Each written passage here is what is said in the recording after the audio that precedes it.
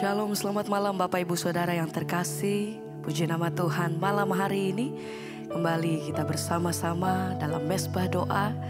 Sebab itu mari sama-sama, saya percaya bahwa sepanjang hari ini ada begitu banyak kebaikan dan pertolongan Tuhan yang kita semua alami. Sebab itu mari bersama malam hari ini kita siapkan setiap hati. Kita mau naikkan setiap ucapan syukur. Terima kasih Tuhan buat malam hari ini. Kami mau datang di dalam hadirat-Mu Tuhan. Kami mau menikmati kebaikan dan hadirat-Mu. Kami percaya Tuhan bahwa hari ini kami mau terima kekuatan yang baru daripada Tuhan Yesus. Terima kasih Tuhan, terima kasih. Sembah pujian dan penghormatan kami bagi-Mu Tuhan. Sebab Engkau yang layak terima pujian. Haleluya. Terima kasih Tuhan. Engkau pujianku, Engkau sembah.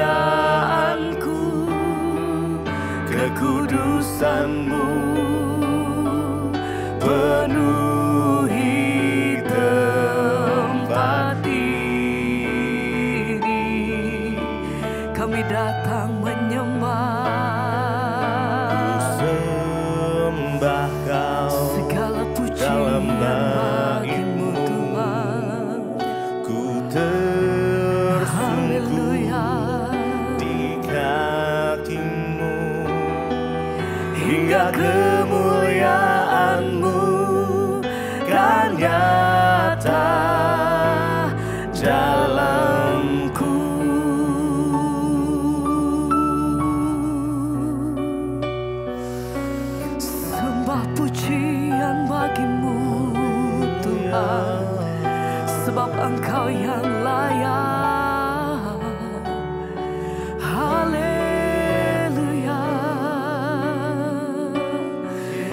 bawa setiap hati kami malam hari ini datang merendahkan diri di dalam hadirat-Mu Tuhan. Haleluya, haleluya. Terima kasih Tuhan.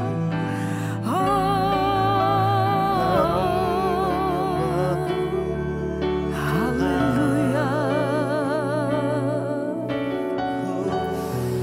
Mari bersama malam hari ini, mari nikmati kasih Tuhan, nikmati hadirat Tuhan.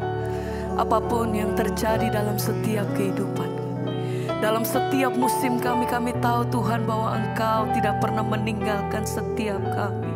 Sebab itu hati kami percaya, kami menaikkan setiap pujian kami Tuhan. Engkau yang hidup, Engkau yang kudus.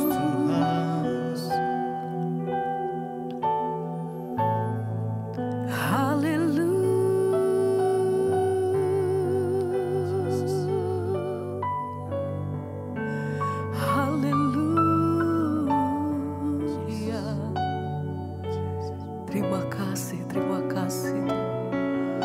Roh-Mu bekerja di tengah-tengah kami Tuhan.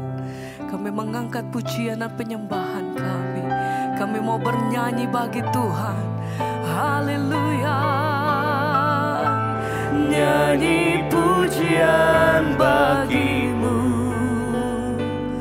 Tuhan, pujian bagi-Mu Tuhan. Nama-Mu besar dan layak dipuji. Nyanyi pujian bagi-Mu Tuhan, pujian bagi-Mu Tuhan. Nama-Mu besar dan layak dipuji. Satu kali lagi mari bersama naikkan pujian-Mu, mari sembah. Nyanyi pujian bagi-Mu Tuhan, pujian bagi-Mu Tuhan. Nama-Mu besar dan layak dipuji.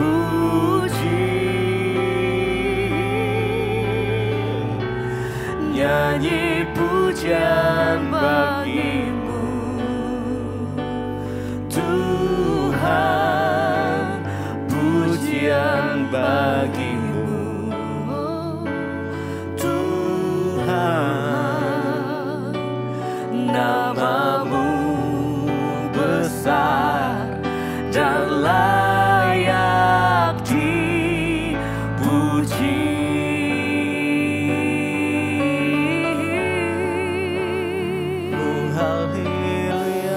Engkau yang layak Tuhan. Kami menaikkan pujian hati kami. Kami agungkan Tuhan.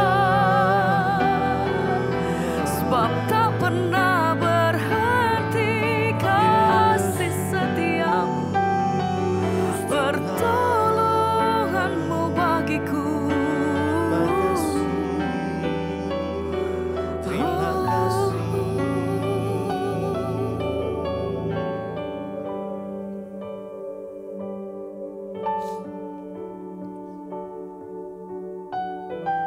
Kami mau meninggikan Engkau Tuhan, menyembah-Mu, biar Engkau bertahta atas pujian penyembahan kami.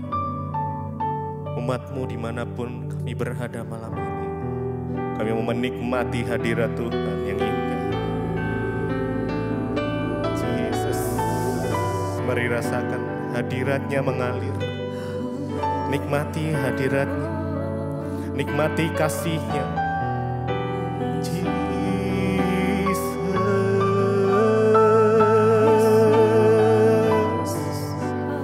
Biar kasih-Mu mengalir untuk setiap kami Tuhan, umat-Mu yang malam hari datang menyembah. Oh Yesus, kami sembah Engkau, kami tinggikan nama-Mu, kami agungkan Engkau Tuhan. Tinggikan diri-Mu mengatasi langit, kebesaran-Mu Tuhan mengatasi bumi. Tinggikan diri-Mu mengatasi langit, kemuliaan-Mu Tuhan mengatasi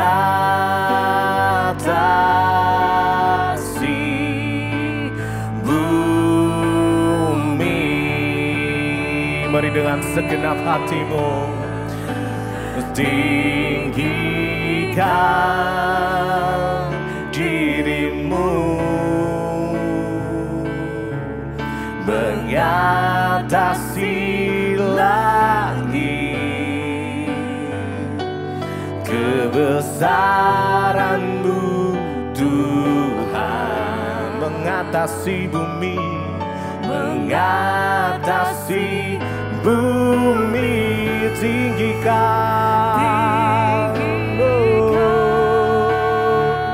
diri-Mu mengatasi langit,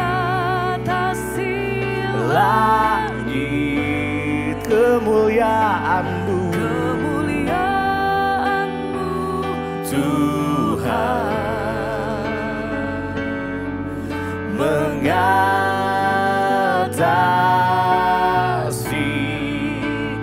bumi. Tinggikan diri-Mu, hanya Engkau yang layak kami tinggikan Tuhan. Oh Yesus, kami sembah Kau, kebesaran-Mu Tuhan mengatasi bumi. Tinggikan Tuhan diri-Mu mengatasi langit, kemuliaan-Mu Tuhan mengatasi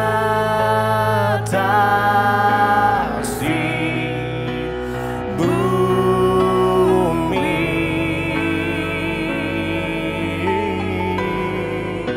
Ditinggikan Engkau Tuhan di atas segalanya, hanya nama Yesus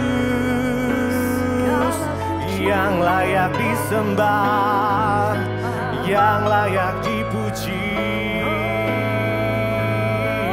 Hanya Engkau, hanya Kau Tuhan Yesus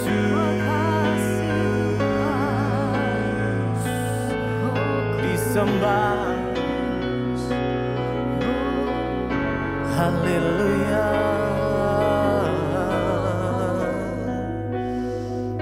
Jesus, segala kemuliaan, hormat, keagungan, kejayaan hanya bagi-Mu Tuhan Yesus. Berkami lebih lagi meninggikan nama-Mu, menyembah Engkau Tuhan malam hari ini. Yesus, kemuliaan bagi Tuhan. Mari sembah Dia. Oh Yesus, ya, Kau Raja diagungkan dan dipuji. Datanglah kerajaanmu, datanglah kerajaanmu. Jadilah kehendakmu. Seluruh bumi penuh kemuliaan-Mu.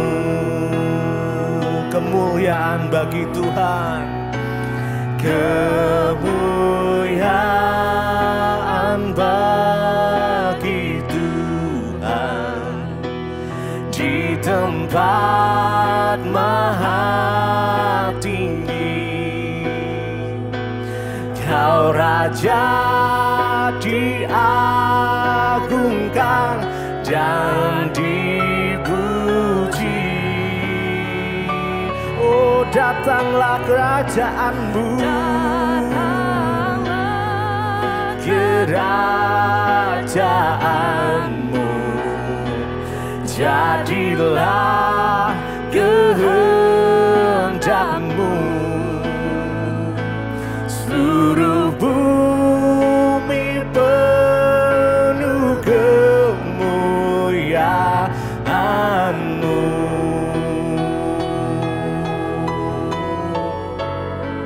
Seluruh bumi penuh kemuliaan-Mu, Tuhan.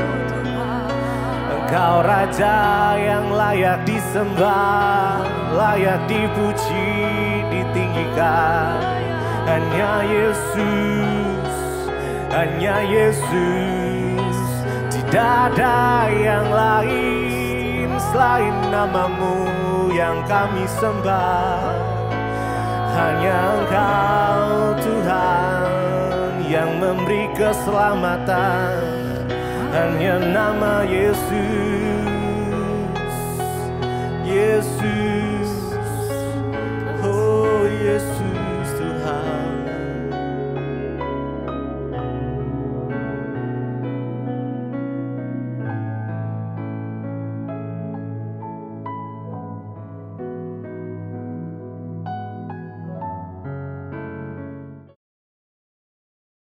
Tuhan, kita semua ada di sini dan luar biasa saudara, ya saya melihat bagaimana antusias yang jauh-jauh juga datang saudara ya. Dan tema yang diangkat malam ini adalah keluargaku sorgaku. Siapa yang ingin keluarganya menjadi sorga? Ya, semua ingin keluarganya menjadi sorga ya saudara. Nah, dan kebanyakan orang itu ketika menikah dia membayangkan ya satu mimpi bahwa dia akan memasuki kebahagiaan dalam pernikahan.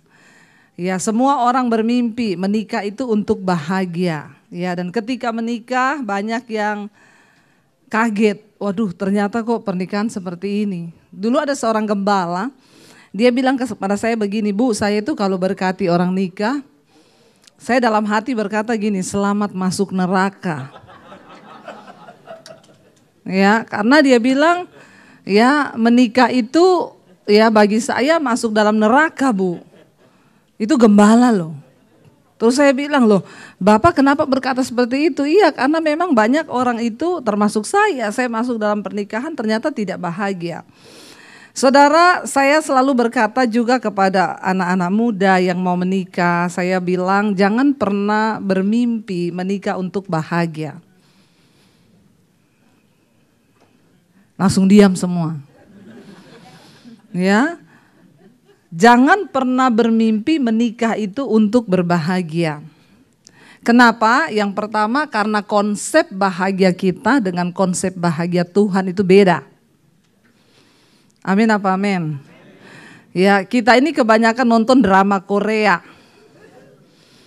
Jadi bayangan kita tentang kebahagiaan itu kalau suami itu nurut seperti yang kita mau, istri itu nurut seperti yang kita mau, anak-anak juga nurut seperti yang kita mau, ya itu konsep bahagia kita.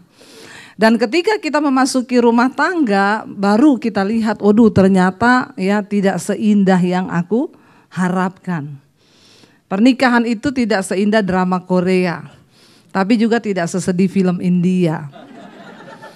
Ya, percayalah saudara, yang penting ada Tuhan di sana. Saya ini dari dulu berdoa Tuhan ya, bagi yang muda-muda juga di sini, yang belum menikah berapa banyak, yang belum menikah angkat tangan. Mau dia jombloan, jomblowati atau anak-anak muda, coba saya mau lihat yang belum menikah angkat tangan. Nggak usah malu kalau ditanya belum menikah itu, jangan malu. Puji Tuhan, haleluya 12 kali belum nikah. Tepuk tangan buat yang belum menikah. Ya, berbahagialah engkau. Ya, kenapa? Karena engkau masih bisa lama bergumul. Lebih baik lama bergumul daripada cepat-cepat nikah tapi nggak bahagia. Jomblo happy itu lebih penting daripada menikah terus nggak bahagia, karena bahagia dalam tanda kutip saudara ya. Cuma saya mau bilang buat yang jomblo, di bawah 30 tahun jodoh di tangan Tuhan, di atas 30 tahun Tuhan lepas tangan. Jadi harus dengan doa dan puasa itu ya. Tapi enggak saudara ya, Tuhan tetap pegang kendali dalam hidup kita. Nah ketika saya menikah, saya nggak usah ambil contoh orang lain lah saya ya. Saya berpikir, wah saya menikah nanti masuk rumah tangga tuh bahagia. Ya, dan puji Tuhan saya itu bertemu jodoh tuh di gereja. Kayaknya itu tempat pertemuan jodoh yang terbaik. Ya, jadi kalau tanya orang dulu ketemu di mana Bu? Di gereja. Wih puji Tuhan banget, rohani sekali toh. Daripada dulu ketemu di mana? Di terminal. Lu mau cari jodoh atau cari preman? Gitu ya saudara. Atau ketemu di mana? Di kuburan. Bersyukur kita ketemu di gereja saudara. Jadi saya punya mimpi waktu itu, waduh menikah nih pasti kalau berantem haleluya. Ya berantem puji Tuhan gitu ya. Setelah kami memasuki pernikahan ya, saya dan suami, nomor satu kita itu sudah salah duluan. Kenapa? Karena sebuah hubungan itu dibangun di atas dasar komunikasi. Nah saya ini, suami saya orang Solo, saya Sulawesi. Jadi komunikasi kita sudah salah duluan. Kami memasuki pernikahan saudara, waktu menikah dulunya kan cuma ketemu di gereja, pelayanan bareng, jadi yang manis-manis, apalagi waktu pacaran itu semua pencitraan. Buat yang masih pacaran di sini ya, ke orang tuh kalau pacaran semua pencitraan, pokoknya yang dikeluarkan tuh ya pokoknya semanis mungkin. Contoh waktu saya sama suami dulu pacaran, kalau makan di Kentucky dulu saudara, kita makan dia tuh pisahin crispy-nya. Jadi saya pikir dia nggak seneng.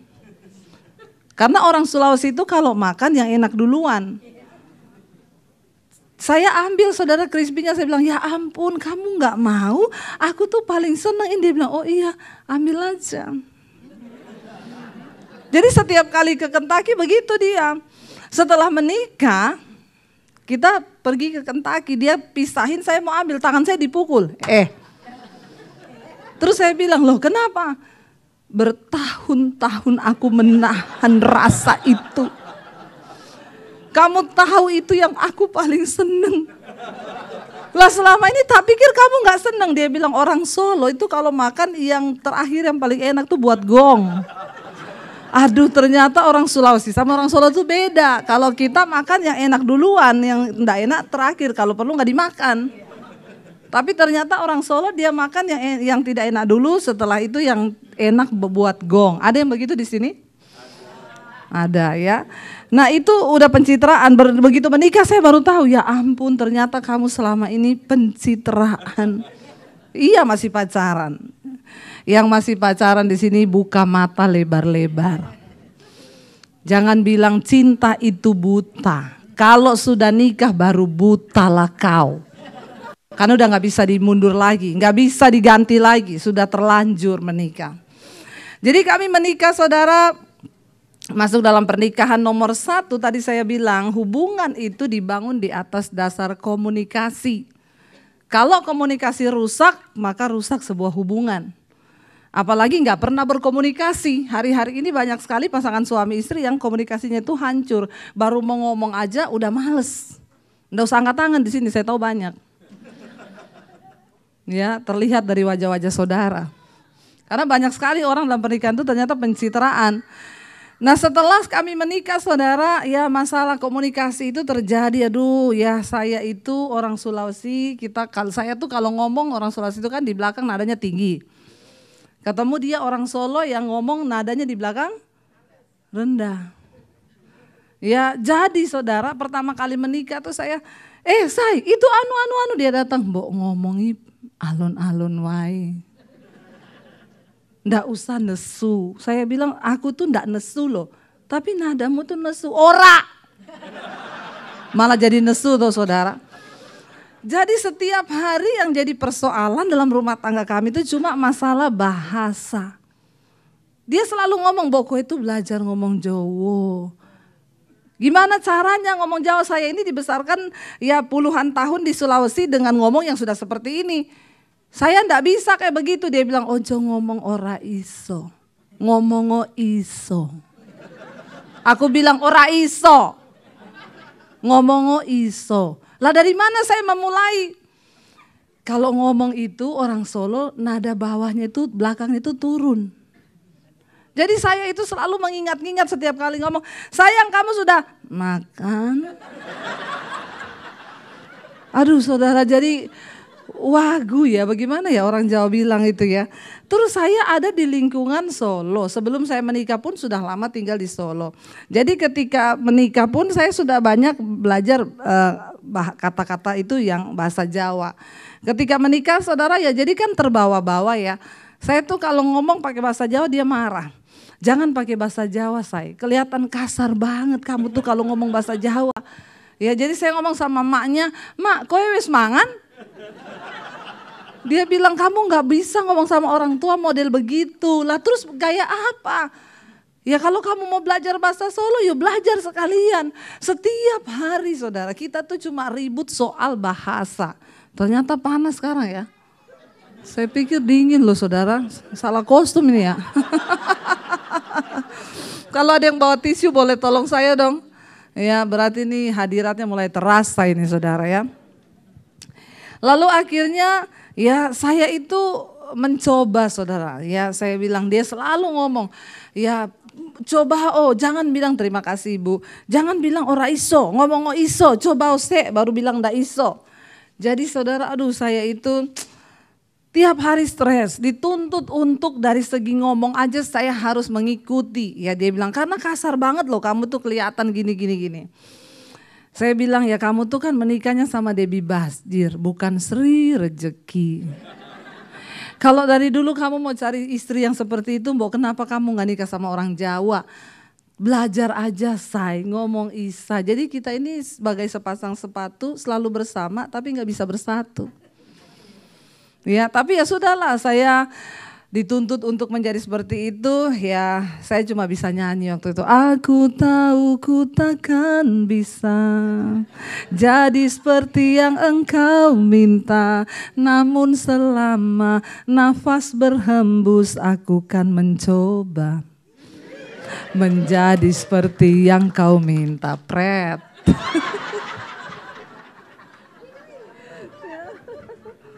Menjadi seperti yang dia minta ya. Hari ini kita menikah lalu kita masuk dengan tuntutan demi tuntutan.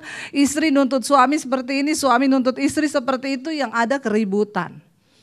Lalu saya berpikir ya udah besok saya coba deh jadi orang Jawa supaya dia seneng. Bangun pagi-pagi saya bangunin dia, Mas. Ya Mas, tangio Mas.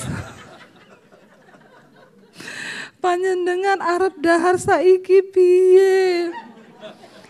Dia bangun kaget saudara. Dia bilang, ngopo toh non? Mboten nopo-nopo. Monggo dahar. Dia tuh gini, saya biasa wae. Mboten nopo-nopo Mas. Saudara satu hari sampai siang dia udah gini, say biasa wae, ngene ki sing mbok karep gitu. Dia saudara udah stres sampai malam. Mau tidur, monggo mas, turu ose. Akhirnya dia bilang, say wes to say. Terus saya bilang, lah kowe mau Debbie Basir apa Sri Rezeki? Gitu kita harus pastiin dulu, daripada nanti dia tuntut-tuntut saya terus. Terus dia nyanyi sama saya, benar ku mencintaimu tapi tak begini. Jadi saya pastiin lagi, jadi Debbie Basir atau Sri Rezeki. Baru dia bilang, Debbie Basir wae. Berarti mulai sekarang tidak ada tuntutan loh ya soal ngomong.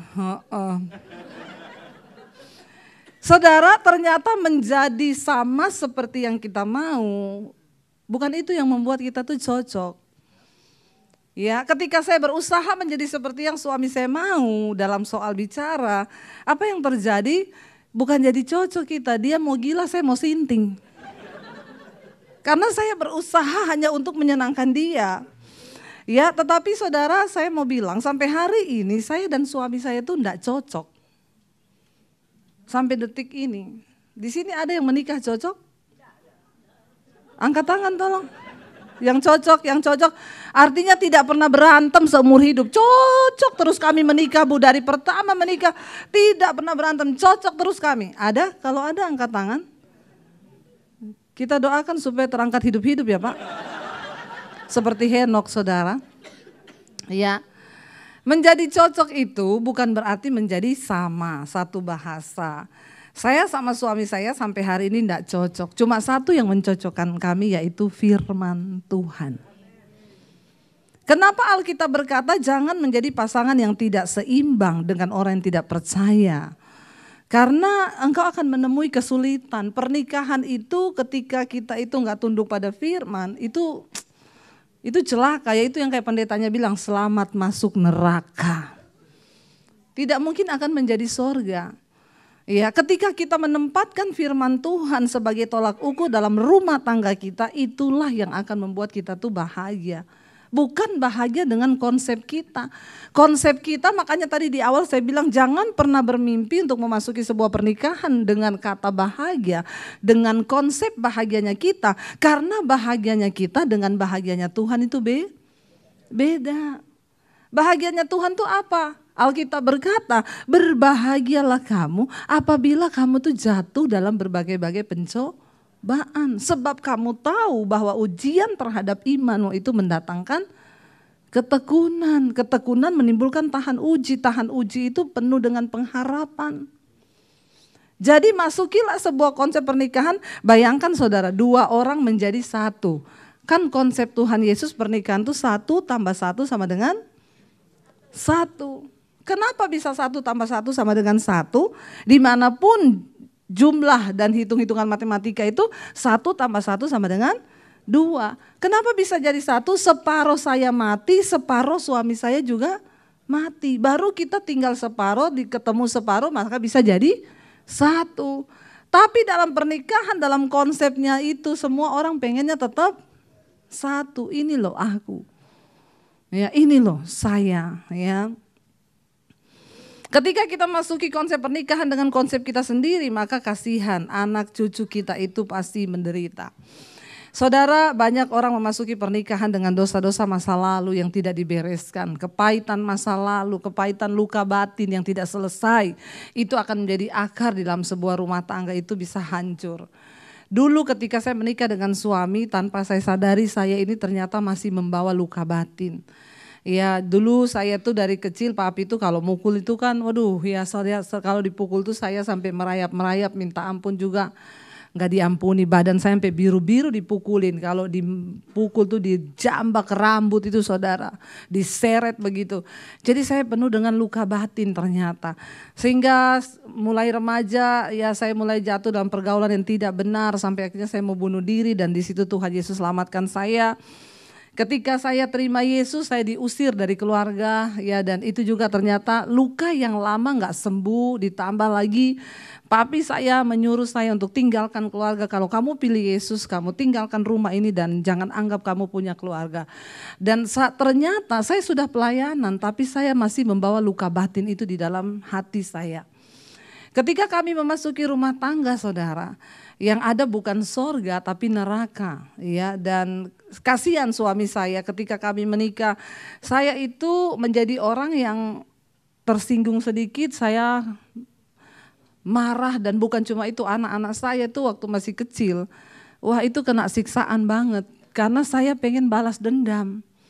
Kalau saya pukuli mereka, saudara, udah saya pukul begitu rupa, mereka nangis, selalu yang dari mulut saya itu ngomong apa? Apa yang opa dulu bikin sama mami, gak ada apa-apanya sama apa yang mami bikin sama kamu. Dan luka batin itu, saudara, ya terus mempengaruhi karakter saya, sampai saudara saya menjadi orang yang mudah tersinggung, mudah marah. Saya kalau marah, tersinggung, padahal kan suami saya itu udah halusnya seperti itu. Tapi kalau saya tersinggung sesuatu, saya bisa tersinggung sama ipar, tapi saya marahnya sama dia. Saya pergi dari rumah, saya bawa waktu itu anak saya masih umur berapa hari loh. Saya pergi dari rumah seharian, saya tidak kabarin dia, saya ke tempat teman saya matiin HP. Teman saya bilang, kasihan loh suamimu pasti cariin kamu, biarin, biar dia tersiksa. Jadi saya senang kalau suami itu tersiksa. Itu pengaruh luka batin, ya. Dan akhirnya saya kalau tersinggung saya benturin kepala saya ke tembok, ya saya marah, saya ngamuk, saudara. Mungkin suami saya bisa cerita kali di sini ya. Kita panggil suami saya, ya, setuju? Saya. Ya biar lebih kalau dia ceritakan tuh lebih menjiwai, ya. Bagaimana dia menghadapi seorang Debbie Basir yang dulu. Korban, ini korban. Jangan ditiru, adegan berbahaya ini. Shalom. Ya, mau saya sebelum saya ceritakan itu, waktu menikah pertama kali, saya punya cita-cita punya keluarga yang seperti tema pada hari ini. Keluargaku adalah surgaku.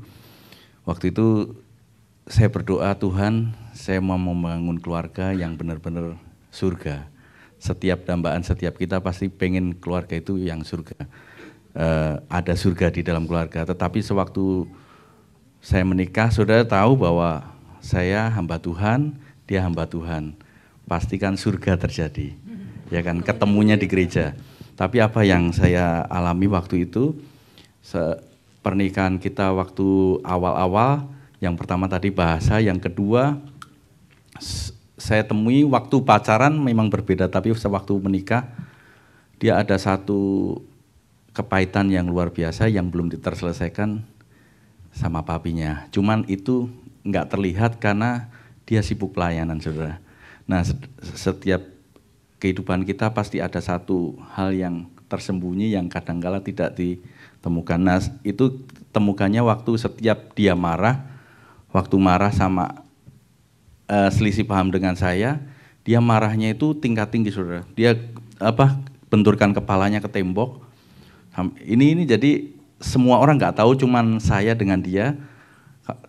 Saya juga mau ngomong sama siapa bahwa kita hamba Tuhan, keluarga hamba Tuhan, tapi ternyata kayak gini. Dia benturkan kepala, terus dia marah, terus habis itu dia pergi. Setiap kali salah paham kayak gitu, saya mikir gini, Tuhan, keluargaku adalah surgaku, pupus harapan buat saya. Tapi apa boleh buat, kita hamba Tuhan, dua-dua hamba Tuhan, saya mau terbuka sama siapa? Nggak ada. Oh ini hamba Tuhan, kehidupan hamba Tuhan kayak gini. Nah, iya harus pencitraan kan, ketemu orang harus shalom. Padahal di dalam keluarga, ya kan ini terjadi di setiap kita, bahkan mungkin kita yang sudah hamba Tuhan, mungkin saudara pengerja, mungkin saudara jemaat. Tapi hal itu menjadi pergumulan saya, tiap hari saya berdoa, Tuhan ada apa keluarga saya ini? Setiap kali salah paham dikit, marahnya tingkat tinggi.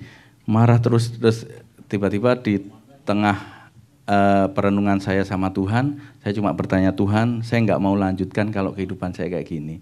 Tapi saya minta dipulihkan dalam keluarga saya. Kemudian satu waktu jam 11 malam, kita ngobrol-ngobrol, terjadi salah paham yang tinggi-tinggi. Kemudian Tuhan ingatkan saya satu hal tentang kepahitan dalam hati. Nah waktu itu saya tanya, Non, dia dalam kondisi dia marah, saya ajak doa, dia nggak mau. Terus terbesit saya bilang sama dia, coba kamu lihat saya, anggap saya bapakmu. Apa benar kamu mengasihi aku? Coba lihat aku, bilang aku sayang papi. Wow, dia berontak, saudara. Dia berontak. Saya langsung tahu akar permasalahannya ini terletak di dia kepahitan sama papinya. Kemudian malam itu saya layani dia selama dari jam 11 malam sampai jam 2 pagi, saudara. Itu baru terlepas, dan waktu terlepas tentang kepahitan itu sekarang, sampai sekarang kita nggak pernah berantem. Dan pada satu titik itu kemudian perubahan terjadi, yang tadinya dia sering marah dan bentur-benturkan kepala di tembok, udah nggak terjadi lagi. Dan sejak saat itu sampai sekarang malah kita bahkan mau cari-cari kapan kita marah-marahan. Kak Lukas, ya.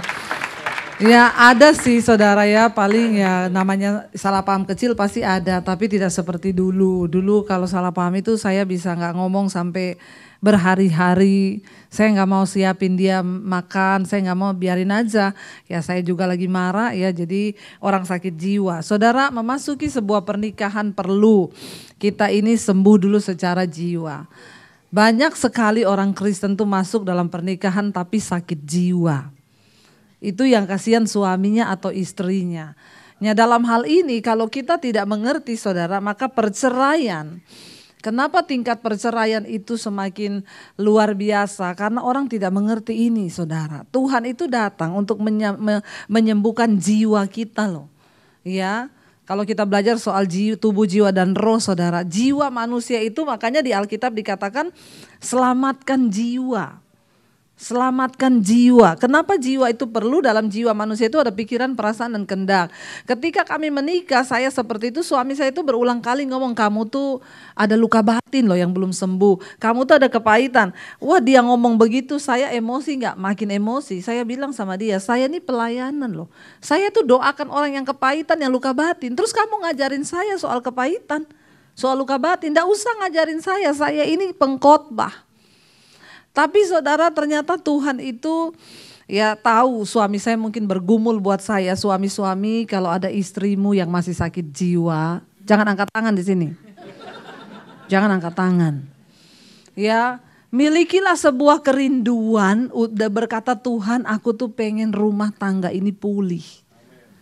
Ketika masih ada salah satu di antara suami istri itu yang rindu supaya kehendak Tuhan itu terjadi dalam rumah tangga itu, tidak ada perkara yang mustahil. Makanya saudara, ya ada seorang ibu datang di ibadah ketika saya khotbah, saya berkata begitu. Ketika masih ada salah satu saja antara suami istri itu yang masih rindu supaya kehendak Tuhan terjadi dalam rumah tangga itu, maka tidak ada perkara yang mustahil. Lalu seorang ibu selesai khotbah, dia datang, dia nangis sama saya, dia bilang, ibu tahu saya sudah mau mengambil keputusan untuk bercerai.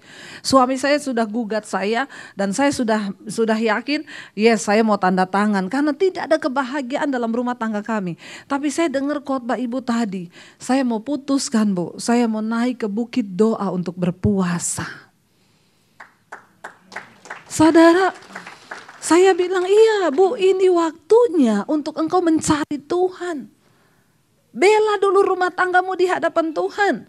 Kenapa Bapak Ibu suami istri, kenapa kita berdua harus sepakat, Alkitab berkata seimbang, sepakat karena kita nih akan diberi titipan anak. Kita itu bukan hanya untuk melahirkan anak. Beberapa waktu saudara, ya sekarang nih kita lagi bikin ya satu pelayanan yang berbeda. Saya dan suami mendapat panggilan pelayanan, kami setiap bulan melayani seminar hamba-hamba Tuhan. Di desa-desa kita bikin, mengumpulkan semua dari berbagai gereja. Setelah itu youth saudara dikumpulkan. Ya, dan beberapa pelayanan youth itu saudara, kita tuh lihat anak-anak kita tuh baik-baik saja loh. Satu kali ketika saya pelayanan di satu gereja, ada seorang pemain tamborin, kelihatan anak ini lugu sekali saudara. Ternyata ketika dia selesai pelayanan, ibu gembalanya itu ngomong ke saya, "Bu, anaknya yang di tengah itu yang main tamborin, Ibu lihat anak yang manis kan, cantik." Iya. Dia Bu kelas 3 SMA, tapi sudah 5 kali aborsi. Dan orang tuanya tidak tahu. Dan dia datang kepada saya, dia menghadap, dia mengaku semua dosanya. Saudara bisa bayangkan dalam sebuah keluarga kita nggak tahu. Ternyata anak kita di luar sudah serusak itu. Belum lagi ketika altar call dipanggil maju yang mau coba bunuh diri. 200 anak maju. Yang pernah melakukan percobaan bunuh diri dan orang tuanya nggak tahu. Ya. Kita waktu ditanya kenapa mau bunuh diri, ada yang sudah gagal dengan pacarnya, sudah terlanjur menyerahkan tubuhnya tapi ditinggal. Ada yang diperkosa bapaknya sendiri. Diperkosa bapak kandungnya. Dan ini terjadi di dalam gereja saudara, di dalam gereja. Kita nggak usah bicara di luar gereja. Ya belum lagi di Indonesia bukan cuma bapak kandungnya, bapak rohani. Soalnya kalau ketemu manggilnya papi. Dilarang keras ya para hamba-hamba Tuhan. Deket-deket sama jemaatnya terus manggil-manggil papi pret. Ya. Sekarang itu yang namanya iblis itu ya tidak main-main menyerang. Ya kita hamba Tuhannya udah baik, udah benar. Anak kita diserang iblis. Kenapa? Mau menjatuhkan pelayanan. Ya menjatuhkan pelayanan. Kemarin salah seorang teman saya, dia tuh pelayanan, dia bukan pendeta, tapi dia teman kami pelayanan seminar hamba Tuhan, pengusaha. Tapi anaknya dugem saudara, anaknya itu tiap malam tuh dugem. Dia di Indonesia, anaknya kuliah di Amerika sini, tapi kan di Instagram di mana anaknya itu pamer. Bapaknya itu panggil anaknya, dia bilang, "Nak, kalau kamu masih mau nerusin cara hidup yang seperti itu, Papa gak akan suruh kamu berubah lagi. Oke, kamu pilih saja. Papa akan mundur dari pelayanan atau kamu yang stop. Karena Papa tidak mau melayani kalau anaknya Papa sendiri tidak bisa menjadi berkat. Buat apa Papa di luar hebat, tapi ternyata kamu anaknya Papa setiap hari kamu dugem, kamu mabuk. Papa yang memilih untuk mundur dari pelayanan, berarti Papa belum layak dan belum bisa menjadi berkat." Akhirnya anaknya nangis di lawat Tuhan dan berkata, "Pak, aku yang akan berubah." Dan akhirnya anaknya berubah, meninggalkan dunia itu. Papanya bilang, "Papa tidak mau mempertaruhkan mimbar ini. Buat apa Papa khotbah di mimbar tapi anaknya Papa seperti itu." Iblis hari-hari ini mencari celah saudara, menghancurkan keluarga demi keluarga. Gereja akan menjadi kuat ketika keluarga-keluarga di dalamnya itu utuh di dalam Tuhan. Maka gereja itu akan menjadi kuat. Bukan soal banyaknya jumlah. Tapi ketika ada keluarga yang kuat, maka keluarga ini akan menopang keluarga yang lain. Kita ada dalam sebuah generasi, dalam sebuah keadaan di akhir zaman. Belum lagi saudara, hari-hari ini saya banyak melayani lewat YouTube. Orang-orang datang mengaku dosa. Yang datang mengaku saudara, "Bu, saya mau pengakuan dosa. Saya nonton khotbah Ibu di YouTube. Saya mau mengaku Bu, saya lesbi." Saudara, dan yang saya layani yang mengaku lesbi itu bukan yang tampang-tampangnya kayak saya begini loh. Kan banyak orang bilang lesbi itu rambutnya pendek, modelnya gagah perkasa, ya mirip-mirip saya lah. Tapi saya ini feminim loh, asli loh ya. Coba tanya sama suami saya. Cuma memang saya bukan Sri Rezeki. Tapi soal masak, soal rumah tangga, saya jagonya. Saudara, yang saya layani ada orang yang datang rambut panjang loh. Rambut panjang, kriwil-kriwil, feminim. Feminim, ngaku. Ya saya tanya, "Kenapa kamu jadi lesbi?" "Saya mengalami kepahitan gini. Dan ketika di kantor ada teman saya yang belai saya, langsung jatuh lepek-lepek 7 tahun membangun hubungan lesbi. Yang datang kepada saya ada lagi yang datang, "Bu, saya homo Bu. Saya mau pengakuan dosa sama Bu Debbie di tengah masa pandemi. saya dinyatakan dokter reaktif HIV. Lalu saya ketakutan luar biasa, Bu. Dokter bilang kita coba 1 bulan saya kasih kamu obat. Memang hanya sedikit yang berubah menjadi negatif. Karena semua akan jadi positif biasanya kalau sudah seperti itu. Tapi kamu berdoa gak ada yang mustahil. Di tengah masa pandemi itu saya ketakutan mati kena HIV. Saya cari khotbah di YouTube, saya temukan khotbah ibu. Saya ikuti, Bu, saya terus membangun iman saya. Lalu saya tinggalkan komunitas gay saya. Saya gak lagi dugem sama mereka, saya benar-benar memisahkan diri. Pagi, siang, sore, malam di mobil, di kantor saya dengar khotbah ibu. Pakai headset sambil kerja sampai firman itu masuk. Dan saya, Bu, disembuhkan. Saya sekarang benar-benar sudah dipulihkan dan puji Tuhan dia bilang. Sebulan kemudian dia tes, saudara, dia negatif. Sejak hari itu dia bilang saya sudah lewati 1 tahun lebih sampai sekarang, Bu. Saya dibebaskan dari homoseksual. Ini terjadi di generasi kita, saudara, para orang tua. Kalau kita gak sungguh-sungguh dengan Tuhan, maka anak-anak kita tuh jadi sasarannya iblis. Ya, ini terjadi. Roh itu masuk dan ya kita perlu Tuhan dalam rumah tangga kita. Ya, tetapi tidak ada perkara yang mustahil. Saya selalu bilang sama yang homo, yang lesbi, mereka bilang kami gak bisa sembuh, Bu. Saya bilang tidak ada perkara yang mustahil. Tuhan menciptakan kita itu laki-laki dan perempuan. Lain dari itu dari iblis. Ya, jangan bilang sudah dari sananya, Bu, saya gak bisa. Bisa, iblislah yang merusak gambar diri Allah itu. Ya, jangan kompromi, saudara, dengan apapun. Ya, saya berkata maaf ya saudara, saya tidak pernah lihat itu anjing ya, anjing itu tahu loh. Pasangannya yang jantan tuh sama betina. Itu anjing yang diciptakan gak ada akal budi ya, cuma punya otak. Dia tahu, saya enggak pernah lihat anjing jantan lewat terus ketemu anjing jantan terus Saudara pernah lihat begitu? Enggak loh. Kucing pun demikian loh. Kucing jantan ngerti kodratnya itu kawin sama kucing betina. Enggak ada kucing jantan lihat kucing jantan meow. Kok yo ada manusia yang diciptakan serupa dan segambar dengan Allah, punya akal budi. Tapi enggak bisa melakukan apa yang harusnya Tuhan sudah kodratkan. Itu kan iblis. Seorang gay telepon saya dari Bali, Bu, saya nonton khotbah ibu. Saya lihat, Bu, saya mau pengakuan dosa sama ibu saya homoseksual. Dan saya setiap hari melakukan dosa seperti itu, Bu. Kami punya klub. Apa yang harus saya lakukan? Saya bilang, kalau kamu sampai telepon saya berarti Tuhan pilih kamu. Iya, saya dengar khotbah ibu. Saya harus memulai dari mana? Saya mau ke Jakarta minta ibu tumpang tangan. Tidak perlu. Karena biar saya tumpang kaki pun. Kalau kamu tidak niat, tidak akan berhasil. Bukan soal pendeta yang tumpang tangan. Sekarang hatimu dan niatmu untuk keluar dari dosa itu.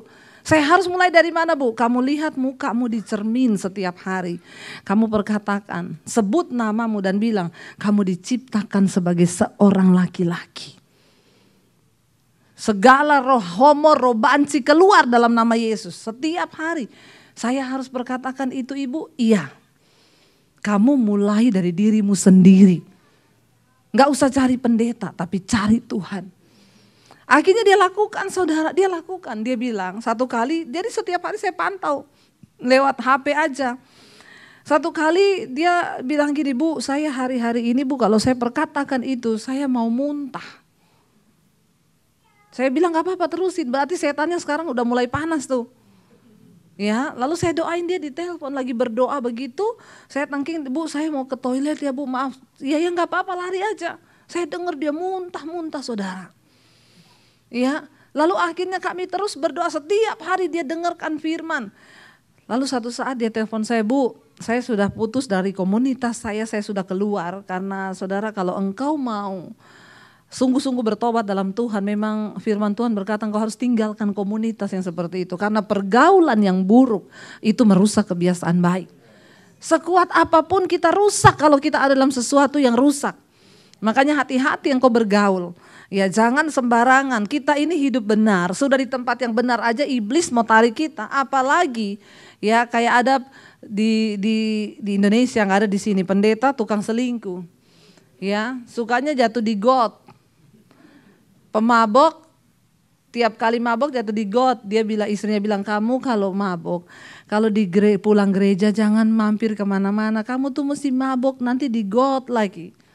Ya, dia bilang, oh tidak, saya itu hafal got itu di mana saja saya tahu got. Bener satu kali orang datang, Bu, Pak Majelis sudah jatuh di got lagi sana. Dia datang, kenapa lagi kamu mabuk? Tarik istrinya, saudara. Saya udah bilang kan, kamu pulang gereja langsung pulang, jangan mampir, ini mabuk lagi kamu. Dia bilang, enggak, kemarin saya tahu tidak ada got di situ. Siapa yang pindahin itu got ke situ? Namanya juga orang mabuk, saudara. Orang sukanya jatuh di got, tapi maunya main dekat got. Kalau engkau tahu engkau gampang jatuh di kenajisan, homoseksual, jangan deket-deket sama hal itu. Lari menjauh, jangan lari mendekat. Amin.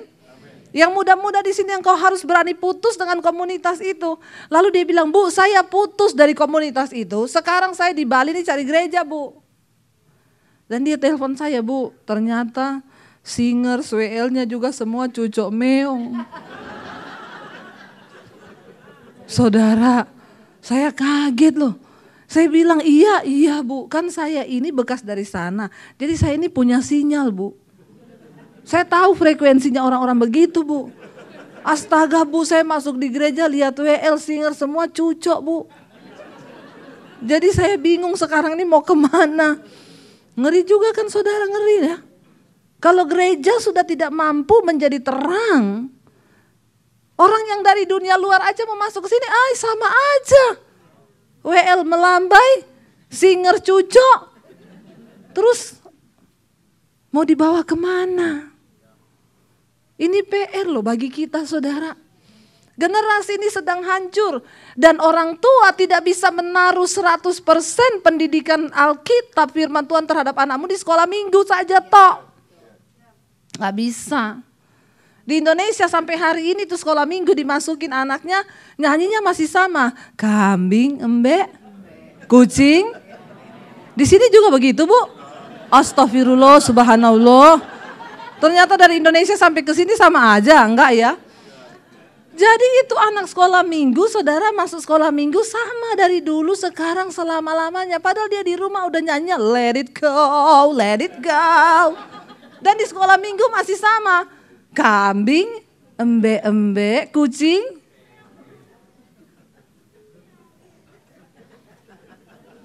Ini PR bagi guru sekolah minggu loh. Ini PR. Kita ini diakui atau tidak, gereja banyak yang hancur generasinya. Makanya kita lihat di gereja ini masih puji Tuhan, di sini masih banyak anak muda. Saudara ya, jangan taruh pendidikan anakmu tentang firman Tuhan hanya di sekolah minggu. Enggak cukup. Apalagi sudah guru sekolah minggunya itu toh, bapak mamanya juga enggak ngerti firman. Ayo. Enggak usah angkat tangan di sini. Orang tua pada tidak ngerti firman Tuhan. Makanya ketika di sekolah minggu ada anak Yosua lari keluar menangis. Ditanya mamanya, kenapa kamu nangis Yosua? Guru sekolah minggunya tuduh aku merobohkan tembok Yeriko. Anaknya nangis terseduh-seduh, mamanya bilang, tapi kamu gak melakukan apa-apa kan Yosua? Enggak Ma, aku tadi itu cuma ikut sekolah minggu, aku dituduh, teman-temanku semua nunjuk aku sambil ketawa aku. Bapaknya datang, kenapa Yosua kamu nangis? Ini loh kata mamanya, guru sekolah minggunya tuduh dia tembok Yeriko dia ngerobohkan. Terus bapaknya, ya ampun gitu aja repot, tinggal suruh hitung tuh berapa kerugiannya, papa bangun. Astagfirullah saudara. Ini namanya ya, emak bapaknya buta firman, anaknya apalagi. Mau dibawa di mana rumah tangga ini saudara? Coba kita baca firman Tuhan ya. Ini baru masuk khotbah loh, tadi ini baru pembukaan. Sampai jam berapa kita Pak? Bebas, sampai jam 1 oke? Kan saya masih jet lag saudara. Saya tadi malam gak tidur sampai jam 4 loh. Jadi kita berjet lag ria malam ini ya. Enggak lah ya, kalau sampai jam 1 Anda puas saya lemes. Mari kita buka bersama, coba kita lihat ya dari kitab Ulangan saudara. Ulangan 11 ayat 18 sampai ayat 22. Ulangan 11, ketika Tuhan membawa bangsa Israel keluar dari Mesir menuju ke tanah perjanjian, dan ketika mereka akan memasuki tanah perjanjian, negeri yang berlimpah susu dan madu itu, Tuhan berkata kepada Musa, sampaikan kepada bangsa itu, baca bersama, tetapi kamu harus menaruh perkataanku ini dalam hatimu dan dalam jiwamu. Kamu harus mengingkatnya sebagai tanda pada tanganmu, dan haruslah itu menjadi lambang di dahimu. Kamu harus mengajarkannya kepada anak-anakmu dengan membicarakannya apabila engkau duduk di rumahmu dan apabila engkau sedang dalam perjalanan, apabila engkau berbaring dan apabila engkau bangun.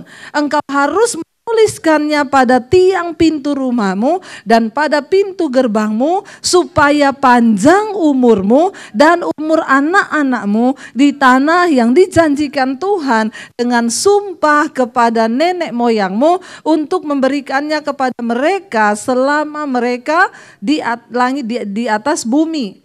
Sebab jika kamu sungguh-sungguh berpegang pada perintah yang kusampaikan kepadamu untuk dilakukan dengan mengasihi Tuhan Allahmu, dengan hidup menurut segala jalan yang ditunjukkannya, dan dengan berpaut padanya, di sana dikatakan apa? Yes, menghalau. Ya, itu saudara janji Tuhan. Saudara dikatakan di sana apa firman Tuhan bilang? Kamu harus mengajarkannya. Pertama, kamu harus menaruh perkataan firman itu di dalam hatimu. Bapak-bapak dan ibu-ibu, sebagai orang tua kita disuruh menaruh firman di dalam hati kita dan di dalam jiwa kita. Itu tadi bagaimana jiwa kita sehat waktu ada firman di dalam jiwa. Jadi tidak banyak yang sakit jiwa. Ya, jiwa itu manusia kan ada pikiran, perasaan dan kehendak. Orang yang dikit-dikit marah, dikit-dikit tersinggung itu sakit. Jangan menertawakan diri sendiri. Ya, lu bener dikit-dikit marah, dikit-dikit tersinggung itu sakit jiwa tapi masih stadium awal. Ya, diterus-terusin bisa gila beneran. Karena di dalam jiwa manusia ada pikiran, perasaan dan kehendak. Waktu engkau jiwamu sakit, ya maka orang ngomong apa, engkau marah, engkau tersinggung, dikit-dikit marah, dikit-dikit tersinggung, itu sakit jiwa. Firman ini dikatakan kamu harus menaruh firman Tuhan di dalam jiwamu. Di dalam pikiran, perasaan dan kehendak kita. Jadi waktu kita mau marah, kita ingat, oh ada firman Tuhan. Ya, saya sama suami saudara, ya dulu pertama menikah kami itu punya banyak komitmen firman karena kita sama-sama melayani Tuhan. Salah satu kami punya komitmen adalah berantem itu 5 menit cukup. Enggak ada orang enggak berantem. Mau sekudus apapun tidak ada orang, mau sedia pendeta apapun enggak mungkin enggak berantem. Ada namanya salah paham. Tapi komitmen kami dari dulu berantem itu 5 menit cukup. Tapi orang yang sakit jiwa enggak mungkin bisa 5 menit cukup. Benar apa benar? Ya, kita pakai pikiran, perasaan dan kehendak kita. Saudara, satu kali ya saya tuh salah paham sama suami. Lalu kita marah, malam-malam itu kita berantem. Ya lalu ya suami saya ambil bantal, dia tidur di ruang TV. Ya, lalu saya tuh nggak bisa tidur saudara ya, karena memang sudah komitmen itu nggak bisa berantem lama-lama. Ya, karena orang yang sakit jiwa itu tidak bisa mengendalikan jiwanya. Tapi kalau kita jiwanya sehat, kita akan bisa mengendalikan. Sekalipun kita marah, kita langsung cepat dalam nama Yesus aku ambil alih. Lalu saudara, malam itu suami sudah pindah keluar, saya di kamar. Ya Roh Kudus ngomong gini, sudah sekarang berbaikan. Kamu pergi keluar minta maaf sama suamimu. Roh Kudus bicara di jiwa saya. Saya bilang yang salah dia loh, bukan saya. Ngapain saya yang minta maaf? Saya mau keluar di pintu lihat dia tidur, jangan biarin saja. Saya balik ke kamar saudara. Mau tidur gak bisa tidur. Ada suara yang bilang ini, kalau tidur lagi marah lalu mimpi dicekik kuntilanak mati. Masuk neraka. Ya bener gak? Ya iya loh. Ya kita mati lagi marahan masuk neraka loh. Hati-hati loh saudara. Kan pernah ada kesaksian seorang gembala yang dia pernah mati dan hidup lagi, dia cerita. Ya dia ditolak, kenapa? Karena dia anggap sepele itu berantem dengan istrinya. Dia gak ngomong. Lalu saya gak bisa tidur. Roh Kudus ngomong, tanggalkan ego, tanggalkan kesombongan, pergi ke suamimu, cium dia, ajak tidur di kamar. Selesai kan? Saya bilang harus dia yang datang. Kenapa saya yang harus pergi Tuhan? Berbantah nih kepala batu, sakit jiwa memang. Tiba-tiba saya bilang saya mau tidur sekarang, saya gak mau peduli. Mau mimpi dicekik kuntilanak, mau mati karepe, pokoknya saya gak mau minta maaf.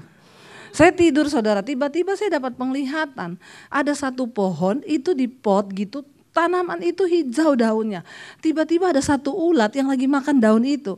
Tadinya cuma satu ulat, lama-lama banyak ulat dan dalam sekejap kering, cuma tinggal batang tok. Lalu saya pikir apa karena tadi saya urus-urus tanaman ada ulat jadi saya kepikiran ulat gitu ya. Tapi Roh Kudus ngomong gini, kamu tahu seringkali engkau membiarkan satu ulat kecil amarah dan dia memakan habis pertumbuhan imanmu. Engkau biarkan lama-lama imanmu mati dan menjadi kering. Tanpa engkau sadari engkau sudah terpisah dari Tuhan. Saya ngeri dengan penglihatan itu, saya berdiri langsung saya perintahkan jiwa saya, hai jiwaku, tunduklah kepada Tuhan. Saya melangkah, saya keluar, saya cium suami saya bilang, say, ayo tidur di kamar, sorry ya kita jangan berantem lah, lebih baik kita ini aja senang-senang. Dia bilang, iya dari tadi kek. Terus angkat bantal bawa di kamar. Terus saya cerita sama dia apa yang saya alami, dia ngomong, aku juga tadi di luar begitu loh. Roh Kudus suruh masuk ke dalam, minta maaf sama istrimu. Tapi aku enggak mau. Jadi kasihan loh Roh Kudus itu ke kamar saya, ke sini, ke situ, balik ke sini, balik ke situ. Dalam hati Roh Kudus ini orang sakit jiwa semua. Loh itu di alam roh begitu saudara. Ya kenapa Roh Kudus ke sini, ada setan juga bisikin di telinga saya. Ternyata di situ ada setan, di sini ada setan. Nah kita ini mau tunduk ke yang mana? Akhirnya saya, iya jangan mau ya, iya makanya dengan sakit jiwa kita itu udah baikan. Orang yang jiwanya itu penuh firman, Alkitab berkata, taruh perkataanku di jiwamu. Kalau jiwa kita sehat, gak mungkin saudara rumah tangga kita itu bubar. Kita perintahkan firman Tuhan yang menguasai jiwa kita. Mau marah? Oke, mungkin sempat keceplosan marah. Tapi setelah itu, hai jiwaku, tunduklah kepada Tuhan. Karena Alkitab berkata, engkau bersukacita sekalipun engkau belum melihat Yesus. Kenapa? Karena engkau sudah mencapai tujuan imanmu, yaitu keselamatan jiwamu. Jadi tujuan kita beriman supaya jiwa ini selamat. Makanya Alkitab berkata selamatkan jiwa, menangkan jiwa. Tubuh ini binasa, makanya jangan terlalu pentingkan tubuh berlebihan. Ya ada orang di Indonesia sih operasi plastik kanan kiri hidung sudah bagus. Lubang 2 menghadap ke bawah sudah cukup. Enggak usah dioperasi akhirnya miring kanan, besok miring kiri, perbaiki lagi. Ya, akhirnya jadi mancung bagus. Tapi kalau bicara gini, Bu Debbie, Ibu kenapa jadi begitu ngomongnya? Waktu operasi kemarin kena Bu sarafnya. Cantik tapi kalau ngomong, Bu. Ya, saudara. Kalau kita mati, tubuh ini cuma jadi tanah. Dimakan ulat, tapi jiwamu itu akan kembali kepada Allah Bapa. Makanya Yesus berkata, jangan takut kepada manusia yang hanya berkuasa membunuh tubuhmu. Tapi takutlah kepada Allah yang berkuasa membunuh jiwamu di dalam neraka. Jangan main-main loh sama jiwa saudara. Amin. Engkau harus isi jiwa itu dengan firman. Nah dikatakan di sana, kamu harus mengajarkannya kepada siapa? Anak-anakmu. Ajarkan firman itu kepada anak-anakmu. Ajarkan mereka tentang Tuhan. Ya, engkau harus membicarakannya apabila engkau duduk di rumahmu, di meja makan. Ajar anakmu firman. Waktu engkau dalam perjalanan di mobil, ajar mereka firman. Ya, saya selalu berkata kepada anak-anak saya, ingat loh dek, hidupmu itu akan berbahaya kalau engkau hidup menurut kehendak Tuhan. Engkau cari jodoh yang sesuai kehendak Tuhan, bukan maumu sendiri. Ya, saya ajarkan kepada mereka hidup jaga kekudusan di grup keluarga tuh. Saya pelayanan di luar kota, saya kirimin mereka ayat. Ya, hidup jagai kekudusanmu. Ada Roh Kudus yang menjaga kamu. Mami gak bisa awasi kamu, tapi Roh Kudus akan mengawasi hidupmu. Ucapkan itu, ajarkan firman itu kepada anak-anakmu. Dikatakan di sana apa? Bicarakan itu. Berapa banyak di sini orang tua yang mengajarkan anaknya firman? Atau engkau pikir cukuplah di sekolah minggu dia sudah belajar? No, gak bisa. Makanya orang tua harus ngerti firman. Jangan engkau bangun lagi tuh tembok Yeriko. Gampang, tanya kerugian berapa. Papa bangun, papa kontraktor. Tembok Yeriko mau dibangun ulang, gak ngerti firman. Astaga saudara. Bayangkan itu. Ya, sama kayak Ungke sekolah di kampung nih. Ungke datang ke sekolah. Pulang nangis. Kenapa kau nangis Ungke? Ungke dimarah sama ibu guru. Ditanya siapa yang tanda tangan naskah proklamasi. Ungke jawab, bukan Ungke. Guru jewer kupingnya Ungke. Bapaknya bilang, besok papa temani kau ke sekolah. Tapi memang kau tidak tanda tangan apa-apa kan?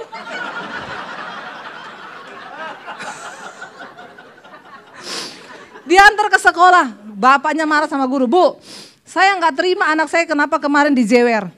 Anak saya ini tidak pernah berbohong bu. Ya iya saya jewer lah pak. Kenapa? Ditanya siapa yang tanda tangan naskah proklamasi. Dia bilang bukan dia. Dia ini jujur bu. Kalau dia bilang bukan dia berarti bukan dia.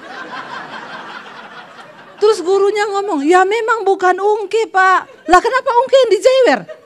Yang tanda tangan itu siapa? Gurunya bilang, Soekarno-Hatta. Pergi jewer itu Soekarno dan Hatta.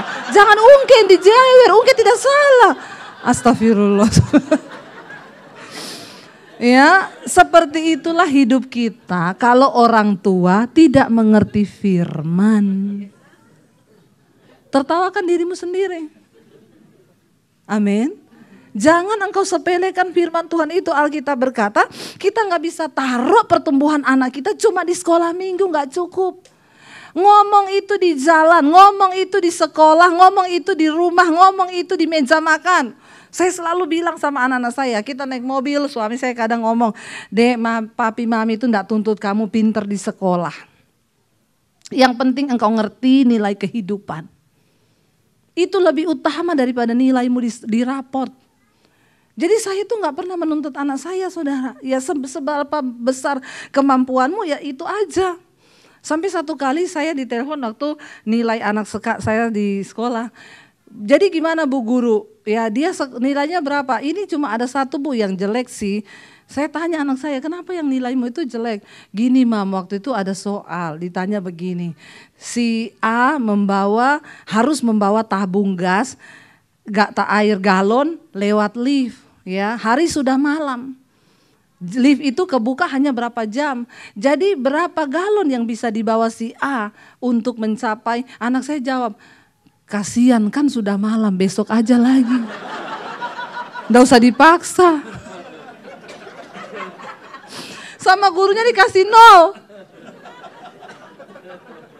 Terus saya bilang sama anak saya, kalau mami jadi gurunya nih, Dek tak kasih nilai 100 kamu. Kenapa? Karena kamu punya hati nurani. Bayangkan.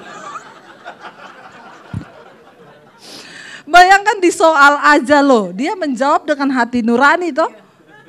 Iya kan saudara? Saya juga sih nggak tahu itu hati nurani apa malas ngitung ya. Tapi kan setidaknya punya hati nurani. Kan guru itu nggak bisa hanya menilai dari satu jurusan. Dia harus menilai, oh anak ini berarti psikologinya lebih bicara daripada logikanya kan. Dia jawabnya nggak usah dihitung, kasihan kan sudah malam, ngapain diburu-buru kerja, masih ada hari besok. Udah malam suruh istirahat saja. Benar kan saudara? Tapi saya bahagia anak saya walaupun dia nilainya di sekolah jelek tapi nilai mentalnya bagus. Berarti dia punya belas kasihan yang tinggi ya toh? Saya ngomong serius loh ini. Saking terlalu banyak firman yang masuk, akhirnya semua dinilai sesuai firman juga. Saudara, bahagialah ketika anakmu itu mengerti nilai kehidupan. Ya, mari kita menjadi keluarga yang sungguh-sungguh di mata Tuhan. Ya, di situ dikatakan ucapkan itu tentang firman tuh ketika engkau duduk di rumahmu, apabila engkau sedang dalam perjalanan, apabila engkau berbaring, apabila engkau bangun, ceritakan tentang firman kepada anakmu. Kami saudara ketika ada pergumulan, kami cerita ke anak-anak.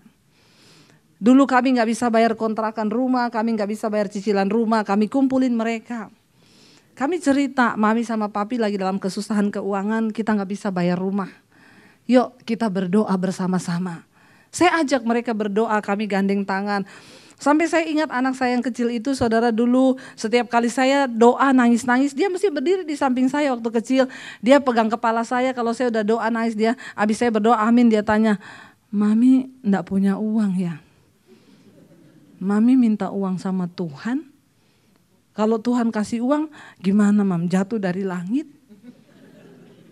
Itu saking mengertinya. Tapi saya bilang, enggak dek, mami tuh berdoa. Kenapa nangis? Bersyukur sama Tuhan. Kami cerita ketika kami ada dalam pergumulan. Kami berdoa bersama ketika dalam pergumulan. Ketika kami melihat mujizat, kami pun cerita kepada mereka.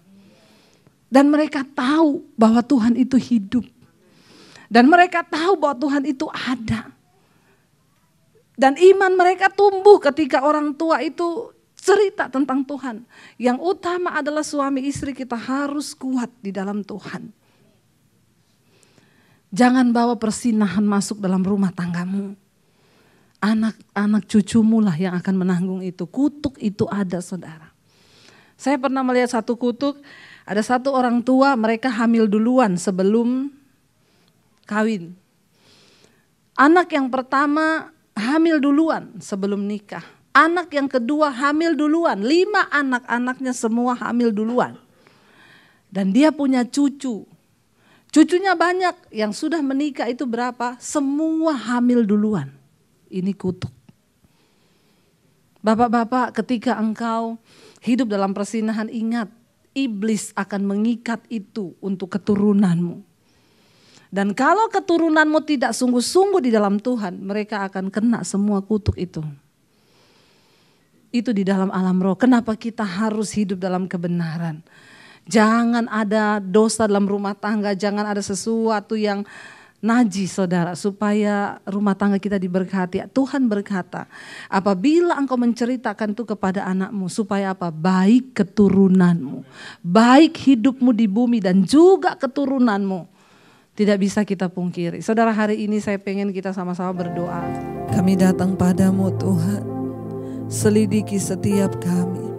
Nyatakan kesalahan kami lewat firman-Mu. Agar kami mau diubahkan menjadi sempurna seperti Engkau. Kalau di antara kami yang masih terikat dengan banyak dosa Tuhan, ubahkan kami. Amarah, kebencian, kepahitan, kenajisan. Semua hal yang tidak berkenan di hidup kami, ubahkan Tuhan. Bahkan karakter kami mau diubahkan Tuhan, supaya hubungan kami dengan sesama juga menjadi baik Tuhan.